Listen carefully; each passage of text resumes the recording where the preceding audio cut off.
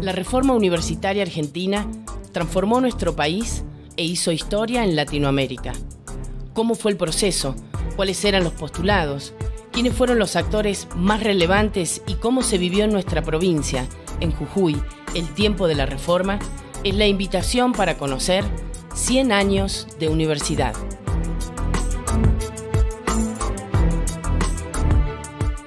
La reforma del 18, conocida en términos generales como reforma universitaria, fue un movimiento estudiantil en la Universidad de Córdoba, pero que trascendió los límites de la universidad. En realidad fue un movimiento social que dio señas al mundo de que se venían grandes cambios con respecto a la educación superior.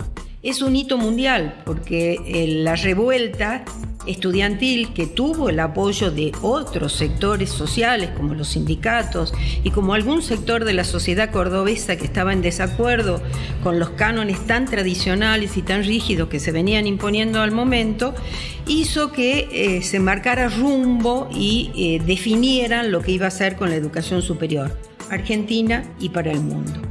En este caso, esa revuelta, diríamos, se concretó en un documento que se conoce como el Manifiesto Liminar y en donde hay algunos rasgos que caracterizan no solamente el gran reclamo de los estudiantes y de la comunidad universitaria, sino que además dan señas de lo que después sería todo el fenómeno de la apertura de las universidades al mundo, o lo que hoy llamamos como el fenómeno de la internacionalización, en la medida en que la declaración de los jóvenes se dirige a los estudiantes de Sudamérica. Es decir, que hay una apertura y una conciencia ya en el año 18 de pertenecer a un continente que tenía rasgos particulares a nivel educativo. Hay nombres para no olvidar en este proceso reformista: Arturo Orgaz, Deodoro Roca, Saúl Taborda, Enrique Barros, Arturo Capdevila. Los postulados de la reforma de Córdoba, de la nueva universidad, se expresan en un texto, el Manifiesto Liminar, y en su letra, los principios de una juventud argentina decidida a no negociar más la suerte de las generaciones futuras. Hombres de una república libre, acabamos de romper la última cadena que en pleno siglo XX nos ataba a la antigua dominación monárquica y monástica. Hemos resuelto llamar a todas las cosas por el nombre que tienen. Córdoba se redime. Desde hoy contamos para el país con una vergüenza menos y una libertad más. Los dolores que quedan son las libertades que faltan. Creemos no equivocarnos. Las resonancias del corazón nos lo advierten. Estamos pisando sobre una revolución. Estamos viviendo una hora americana. La lucha fue por una mayor participación en el gobierno universitario, por lo que se llamó en su momento la libertad de cátedra, y es una de las características de la Universidad Argentina, y esto significa que no haya restricciones ni a nivel ideológico, ni a nivel religioso, ni a nivel político, y que efectivamente cada equipo docente pueda definir la orientación con la que va a trabajar su disciplina. Otra de las banderas de la reforma, además del cogobierno y de la libertad de cátedra, es el acceso a los concursos, a los cargos por concurso. ¿Qué significa esto? Que realmente para acceder a la carrera docente, que es una característica que hoy tiene, por ejemplo, nuestra universidad, para el ascenso de cargos, cómo se van armando, se va estructurando la carrera docente, el acceso tiene que ser por concurso público y ya no por ese clientelismo que era característico de la universidad de las primeras décadas del siglo pasado. Y un hecho que tuvo resonancias muy particulares en la sociedad de la época, que fue la separación de la Iglesia.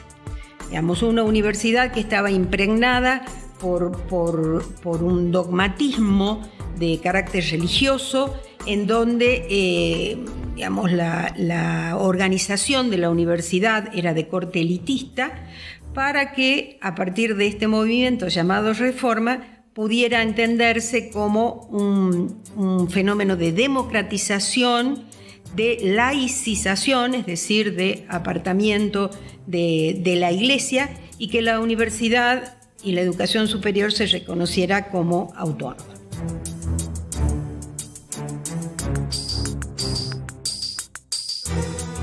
Arturo Orgaz funda en el año 1917 en la ciudad de Córdoba la Universidad Popular, un espacio, a decir de Orgaz, para que quienes no pudieron ingresar a la universidad tuvieran acceso. Eran tiempos aún de una universidad para pocos, clasista y católica, reñida con lo popular, pero que sin embargo sentía en lo profundo de sus cimientos el avance de un colectivo determinante para la historia próxima: los estudiantes. El movimiento estudiantil empieza a organizar sus primeros centros de estudiantes en la década de los años 70, en el siglo XIX. El primer centro que se conforma es el centro de la Facultad de Derecho de la Universidad de Buenos Aires en 1871. De ahí en más se van conformando la totalidad de los centros de estudiantes. En la primera década del siglo XX, entre 1903 y 1908 más o menos, hay mucho movimiento en la Universidad de Buenos Aires en reclamo por la modificación de la ley Avellaneda, que es la ley que rige la educación superior.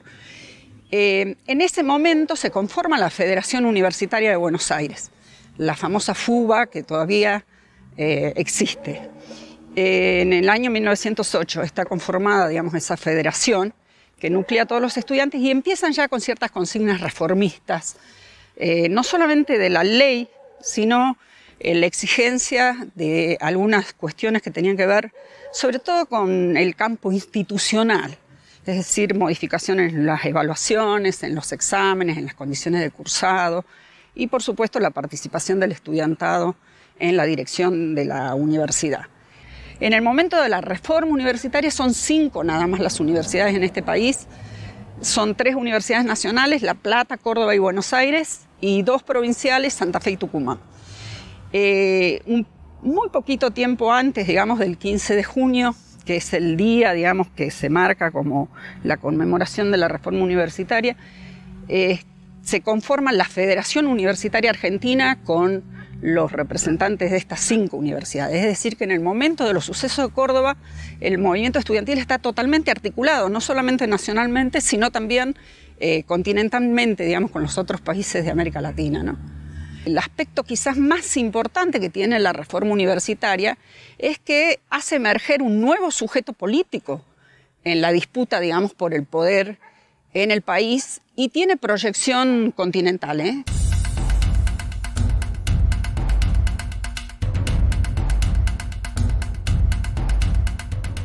El motor de la reforma del 18 fue claramente la juventud. Esa juventud a la que José Ingenieros le dedicó muchos párrafos en su obra Las Fuerzas Morales, y donde decía que la juventud eran ellos individuos que no tenían compromiso con el pasado y que no tenían necesidad de vivir la coyuntura o tampoco tenían posibilidades de pensar en el pasado ni en el futuro, vivían claramente el presente. Y eso se ve muy claro en el manifiesto liminar que escribe Deodoro Roca en el año 18, el 21 de junio después de la reforma. Ahora, esta juventud tiene la fortaleza, las agallas y la lucha que llevó no solamente a los jóvenes estudiantes a las calles de Córdoba, sino también en las calles de Córdoba estaban docentes, obreros, amas de casa y público en general que acompañaba a esta juventud.